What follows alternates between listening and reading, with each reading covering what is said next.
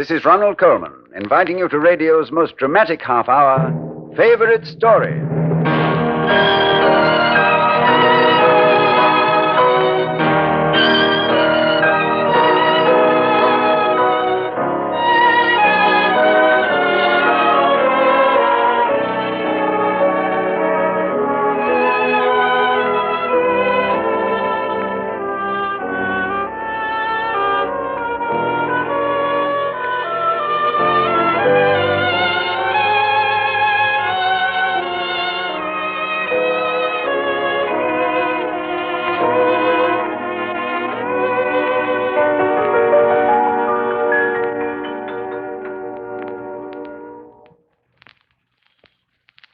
Who hasn't wished he were a boy again? When life seemed formed of sunny years, and all the heart then knew of pain was wept away in transient tears. Yes, and Mark Twain must have wished it, too, when he wrote The Adventures of Tom Sawyer, his honest and heartwarming story of boyhood along the Mississippi River. That's our favorite story this week, Tom Sawyer, chosen by the famous Broadway actress and playwright, Miss Ruth Gordon. It's a story perhaps originally intended only for boys and girls, but to the rest of us, it's a pleasant reminder of what we once were ourselves. The treasures we hunted, the prized fishing pole, adventures in the woods, which somehow became the jungles of darkest Africa. Oh, how well I remember. And, of course, the first girl we met and succumbed to, just because she had laughter in her eyes. Yes, I remember that, too. So these memories may come back to you as you listen to our story. Skip Homeyer, the young star of Tomorrow the World, is our Tom, and as Huck Finn, you'll hear Jimmy Lydon, whom you've seen on the screen as Henry Aldrich and in Life with Father. Here's Act One of Tom Sawyer, Ruth Gordon's favorite story.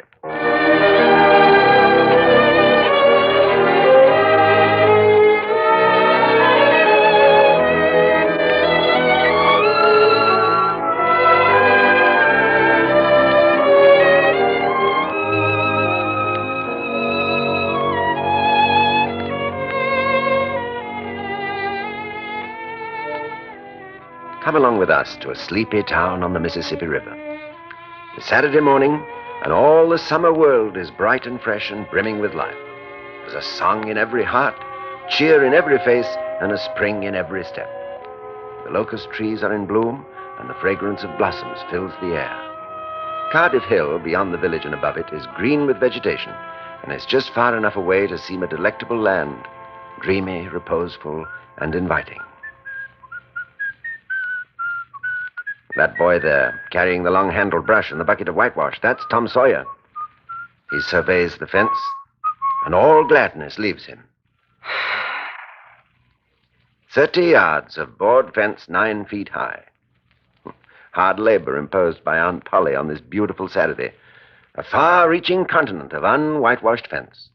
Soon the free boys will come tripping along on all sorts of exciting expeditions, and they'll make a world of fun of him for having to work. The very thought of it burns him like fire. At this dark and hopeless moment, an inspiration bursts upon him. Nothing less than a great, magnificent inspiration. He takes up his brush and goes to work as the first boy comes into sight. Ting-a-ling-ling, shiver-a-back, set-a-back to starboard, chow-wow. You know what I am, Tom Sawyer? I'm the big Missouri drawing 9 feet of water. Ting-a-ling-ling, let her go back on the larboard. Get out that headline. What are you about there? Ting-a-ling. Aye, you're up a stump, ain't you? You gotta work, hey, Tom? Why, it's you, Ben. I weren't noticing. Say, I'm going in a swimming, I am. Don't you wish you could? But of course you'd rather work, wouldn't you? Of course you would. Well, what do you call work? Why, ain't that work? Well, maybe it is, maybe it ain't. All I know is it suits Tom Sawyer. Oh, come now. You don't mean to let on that you like it. Like it? Well, I don't see why I oughtn't to like it. Does a boy get a chance to whitewash a fence every day? Yeah. Say, Tom, let me whitewash a little. No. No, I reckon it wouldn't hardly do, Ben. You see, Aunt Polly's awful particular about this fence. Right here on the street, you know. It's got to be done very careful. Ah. Look at that. Yeah. You know, I reckon there ain't one boy in 1,000, maybe 2,000, that can do it the way it's got to be done. No! Is that so? Mm-hmm. Oh, come on now. Let me just try. I'd let you if you was me, Tom. Ben, I'd like to. Honest Injun. But if you was to tackle this fence and anything was to happen to it... I'll give you the core of my apple. Well, no, Ben. I'm afeard. I'll give you the whole apple. All right. But be careful. Oh, golly. Like this. Golly. Hey, this is a good apple. Oh, hello there, Huck Finn. Hello yourself. Where'd you get the apple? Oh, Ben here give it to me for the privilege of whitewashing for a few minutes. Well, what did he want to do that for? It's lots of fun. He had to do some tall talking to convince me to let him. Yeah. Hey, yeah. Hey, Tom, I'll give you a dead cat if you let me for a while. Oh, what's a dead cat good for? Good for? Cure warts with. No. Is that so? I know something better. I bet you don't. What is it? Why, spunk water. Oh, it can't compare with the dead cat cure. Can if you say the proper words. Barley corn, Injun meal shorts. Spunk water, swallow these warts. That's the way Joe Harper does. And he's been nearly to Coonsville and most everywhere. But say, how do you cure him with a dead cat, Huck? Why, you take your cat and you go and get in the graveyard. Long about midnight when somebody that was wicked has been buried. And when it's midnight, a devil will come. Or maybe 2 or 3. But you can't see him. You can only hear something like the wind. And when they're taking that feller away, you heave your cat after him and say, devil follow corpse, cat follow devil, warts follow cat, I'm done with you. That'll fetch any wart. Sounds right. Did you ever try it, Huck? Oh, I'm going to try it tonight. I reckon they'll come after old Hoss Williams tonight. Let me go with you? Of course. If you ain't afeard. Afeard? Tain't likely. Well, Tom, the cat's yours if you let me whitewash. Fine. And I'll meet you tonight outside the graveyard. All right, Ben. That's all you get to whitewash. But, Tom, Well, all you give me was this measly old apple. Huck Finn here give me a whole dead cat.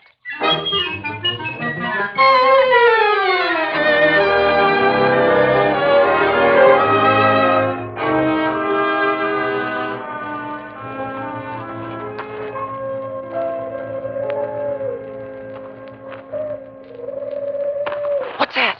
Just the wind. Might be the spirits of the dead complaining of being disturbed. There's the place. Come on, let's hide behind these trees. Yeah.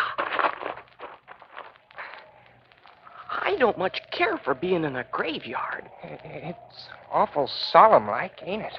I bet it is. Say, Hucky, do you reckon Hoss Williams hears us talking? Of course he does. At least his spirit does. I wish it said Mr. Williams. But I never meant any harm. Everybody calls him Hoss. Well, a body can't be too particular how they talk about these here dead people, Tom. Shh. What is it, Tom? They're coming. The devils, 3 up. Well, what do we do? I don't know. Do you think they'll see us? Oh, devils can see in the dark, same as cats. Oh, I wish I hadn't come. I don't believe they'll bother us. We ain't doing any harm. If we keep perfectly still, maybe they won't notice us at all. Here's the place, men. Dig here. Tom, they're humans. No. Yeah. One of them's old Muff Potter, and one of them's Injun Joe. I can't make out the other one. Well, what can they be up to, digging like that? Hurry, men. All right. The moon might come out at any moment. It's young Dr. Robinson. Hurry, Yeah. please. We're doing the best we know how, Sawbones. All right, Muff, stop digging. What do you mean? We'll finish this job of grave stealing for you when you out with another 5. That's the talk. Now, look here. You required your pay in advance, and I've paid you. Yeah. And you've done more than that, Doctor. 5 years ago, you drove me away from your father's kitchen one night when I come to ask for something to eat. And you said I wasn't there for any good. And when I swore I'd get even with you if it took 100 years, your father had me put in jail. Did you think I'd forget? This is no time for argument. Don't you make no fist at me. Don't you hit my part, Doctor. Put down your knife, Muff Potter. Put it down, or I'll take this headboard to That's fine talk. you. Put it down! Huck, the doc hit Muff over the head. It was coming to him. Injun Joe's grabbing Muff Potter's knife. He's going for the doc. Get away! Get him! Golly. Muff. Hey, Muffy, get up. Yes. Something terrible happened. What's happened, Joe? Look. Yeah, the doc's dead. What did you do it for, Muff? I never done it. Look here, that kind of talk, it won't wash. Tell me, Joe. Honest now, old fella.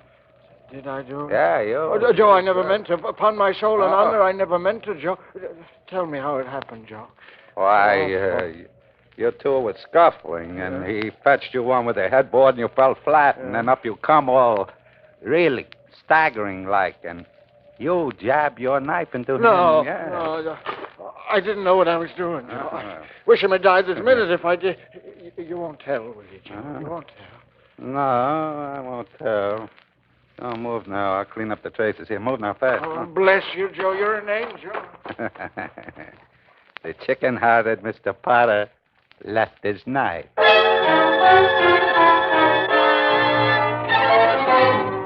Huck Finn and Tom Sawyer swears they will keep mum about what they seen in the graveyard last night. And they wish they may drop down dead in their tracks if they ever tell, and rot. Now sign it in blood, Tom. 'Cause if we ever tell, Injun Joe will come after us and cut our hearts out and our livers. Signed by Tom Sawyer in blood. Likewise. Huck, listen to me. We gotta say something. Injun Joe testified in court that old Muff Potter killed the doc. Ain't it right that we straighten it out? You want your gizzard straightened out by Injun Joe? I guess we better keep mum. The prosecution will summarize. Your Honor, by the oath of a citizen whose simple word is above suspicion, the man called Injun Joe, we have fastened this awful crime beyond all possibility of question upon Muff Potter, the unhappy prisoner at the bar. We ask that he be taken and hanged by the leg until he is dead. We rest our case there. The defense will summarize. Your Honor, we have a surprise witness who wishes to call to the stand. Mr. Thomas Sawyer. You promise to tell the truth, the whole truth, nothing but the truth? Say, I do, son. I do. Thomas Sawyer, where were you on the 17th of June about the hour of midnight? In the graveyard. Were you anywhere near Horace Williams' grave? Yes, sir. Speak up, son. How near were you? Near as I am to you. Were you hidden or not? I was hid. Where? Behind the elms at the edge of the grave. And you saw the killing take place? Yes, I seen him. Was it this man, Muff Potter, who killed young Dr. Robinson? No, it weren't. Was it this man, Injun Joe? Yes, it was. Hey, Injun Joe's getting away! Through the window!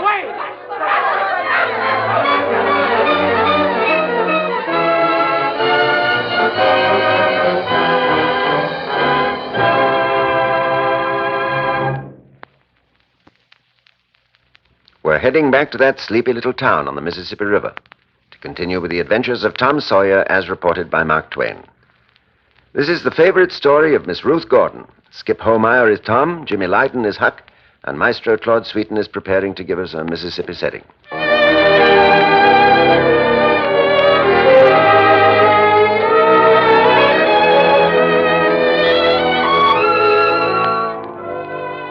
Now, Tom Sawyer's life was a strange blend of exaltation and terror. Exaltation because he was in love. An angel with blue eyes and hair the color of corn silk had moved into town. An angel whose name was Becky Thatcher. And because she smiled on him, Tom's days were filled with splendor. But his nights were seasons of horror. Injun Joe infested all his dreams, and always with doom in his eye. Tom felt sure he could never draw a safe breath again until that man was dead, and he had seen the corpse. Alas, no Injun Joe was to be found, except in Tom's nightmares. But a boy's life moves on, and there comes a time in every boy's life when he is seized with a raging desire to go digging for hidden treasure. This Tom Sawyer and Huckleberry Finn decided to do. Where we dig? Oh, most anywhere. Why, is treasure hidden all around? No, indeed it ain't. It's hidden mighty particular places, Huck. Mostly under the floor in haunted houses. Well, who hides it? Why, robbers, of course. Who'd you reckon? Sunday school superintendents? Oh, I don't know. If it was mine, I wouldn't hide it. I'd spend it and have a good time. Robbers don't do that way. Why, we might find a brass pot with $100 in it. Or a rotten chest full of diamonds. How's that? Oh, just you give me the $100. I don't want no diamonds. I ain't gonna throw away any of the diamonds. Some of them's worth $20 apiece. And there hardly ain't worth 6 bits or $1. No. I tell you what. You wrestle up a pick and I'll mosey around and find a shovel. And I'll meet you at the old haunted house. We're gonna be rich, Huck!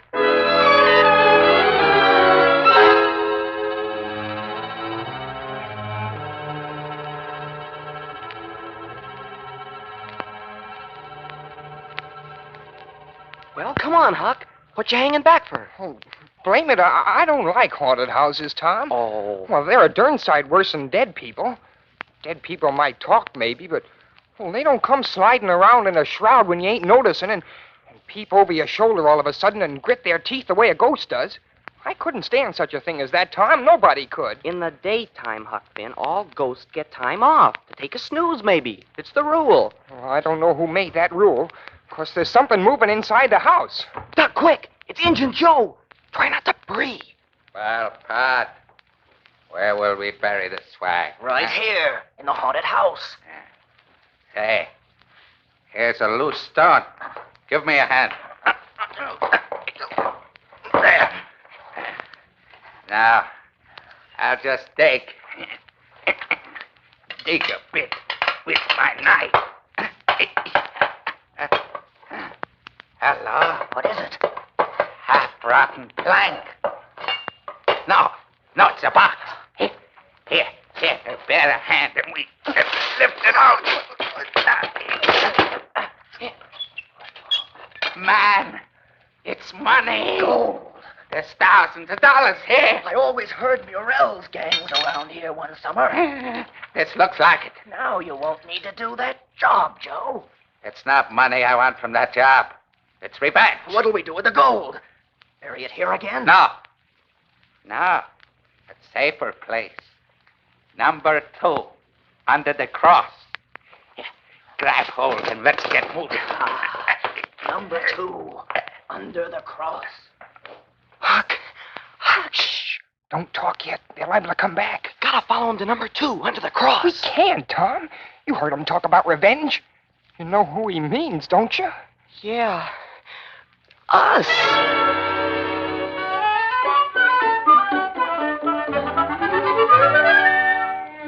An invitation to Mr. Thomas Sawyer to join the other children of the village in a picnic to be held Saturday near the entrance to McDougal's cave. Signed, Becky Thatcher. Golly.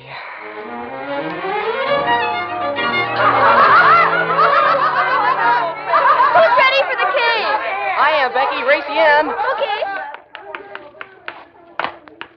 Careful. Mustn't let your candle blow out. I've got to stop running. I'm all out of breath. Oh, it's a wonderful picnic, Becky. Oh, I'm glad you like it, Tom. Come on. I'll show you all the wonders of McDougal's cave.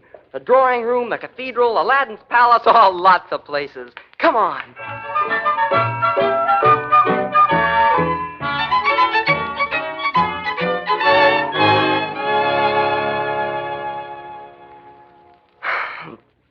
There it is. All writ out on the side of the cave in candle smoke. Becky Thatcher, Tom Sawyer. You shouldn't have put the heart.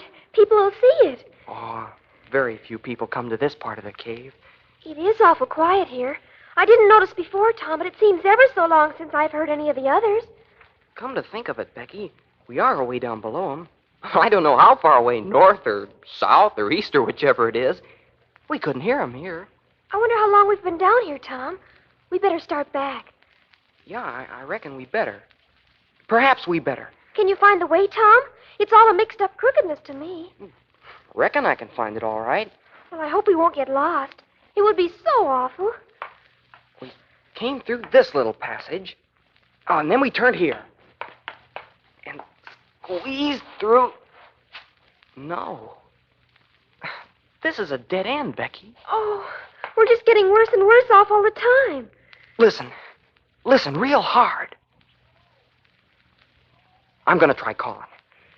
Hello? Hello out there.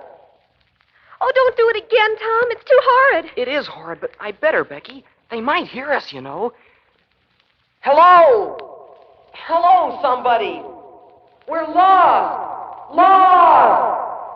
Oh, Tom. Why did we ever leave the others? Now we can never get out of this awful place. It's all my fault, Becky. But try to be brave and try to have hope. We've got to keep moving. We'll find a way out. Just keep moving. Keep moving, Becky, and hang on to my hand.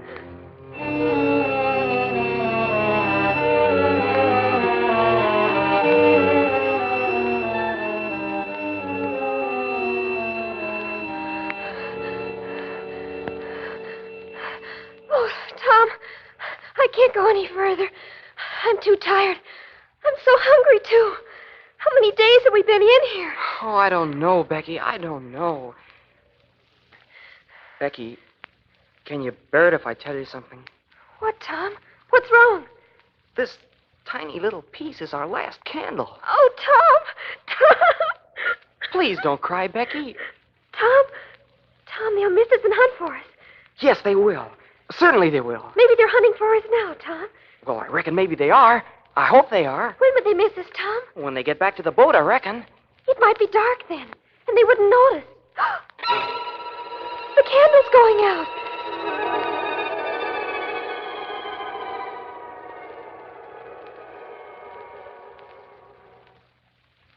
Oh, Tom, it's so dark.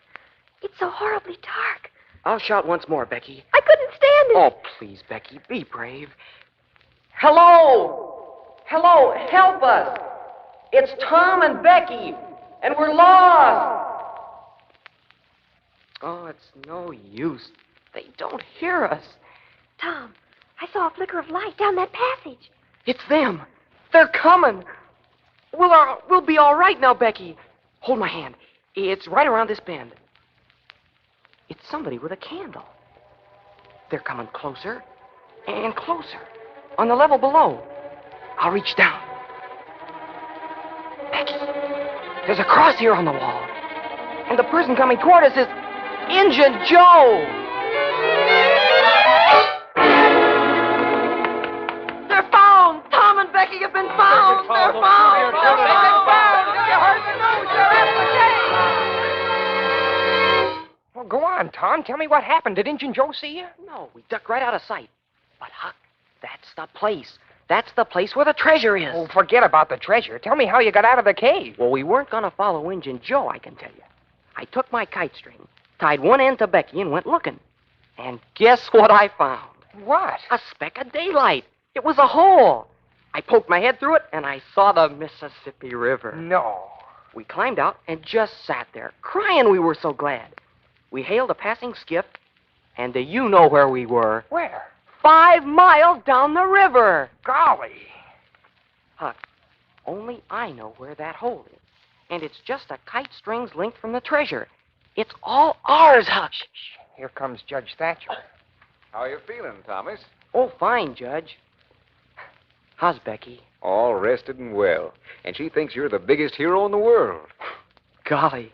Well, nobody will get lost in that cave anymore. Why? Because I had its big door sheathed with boiler iron and triple locked. And I've got the keys. No. Hey, what's the matter, boy? You're pale as a ghost. Oh, Judge. Injun Joe's in that cave.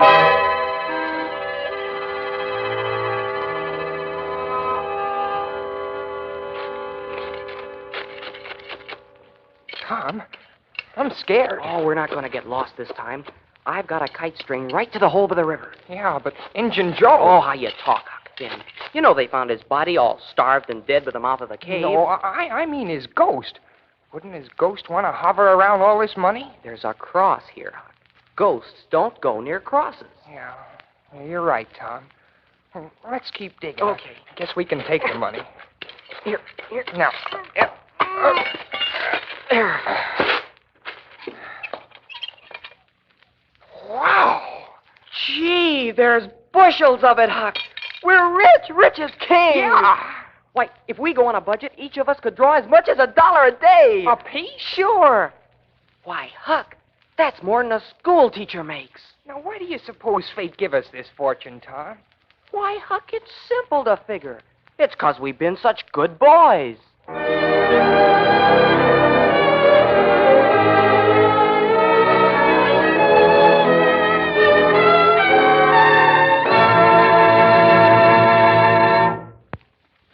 That was our favorite story impression of Mark Twain's Adventures of Tom Sawyer. Jerome Lawrence and Robert E. Lee dramatized and directed the program, as always, and Miss Ruth Gordon of the Broadway stage chose Tom Sawyer as her own favorite story. Next week, the strange romance of a condemned criminal and an English duchess who meet and fall in love, entirely in their dreams. It's Georges du Maurier's dark and mysterious Peter Ibbotson, chosen as the favorite story of Miss Merle Oberon. Our stars will be the screen's little minister, John Beale, and his wife, Helen Craig. I'll be here to help tell you the story of Peter Ibbotson on next week's favorite story. We hope you'll be listening.